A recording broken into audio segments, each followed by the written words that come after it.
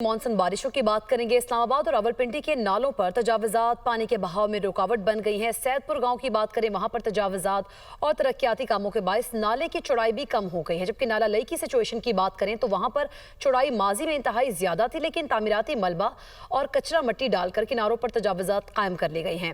इस्लामाबाद और रावलपिंडी के नालों की सूरत हाल के बारे में भी आपको आगाह करेंगे।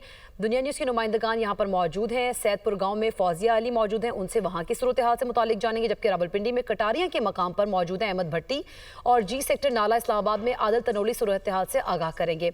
इसके साथ साथ इस्लामाबाद के सेक्टर F6 में क्या सूरत हाल है, ये हम यासिर मलिक से जानेंगे। सबसे पहले फौजिया, आप बताइएगा, सैदपुर गाँव में मौजूद हैं, वहाँ पर क्या सूरत हाल पेश आई है इस वक्त?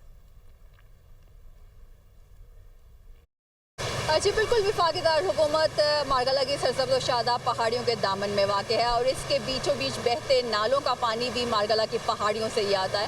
इस वक्त मैं सैदपुर के मकाम पर हूँ और सैदपुर के ये पुराना गांव है, सदियों पुराना गांव है और इसके दरमियान से एक नाला बहता है। बारिशों के बायस जो है वो पानी जो है इसकी सतह जो काफ़ी बुलंद हो जाती है। अभी हमने देखा कि पीर के रोज़ जो है 184 मिलीमीटर बारिश रिकॉर्ड की गई सैदपुर में और यहाँ पर नाला जो है बिफर गया, गाड़ियाँ बह गईं। इसकी जो वजूहात हैं उसमें एक तो गैर कानूनी तामीरात जो है वक्त गुजरने के साथ साथ यहाँ पर सैदपुर के गांव में हुई हैं, लेकिन जो सबसे बड़ी वजह यहाँ के बासी बताते हैं कि इस नाले की चौड़ाई जो है वो वक्त गुजरने के साथ साथ जो है वो उसकी चौड़ाई सुकड़ती जा रही है।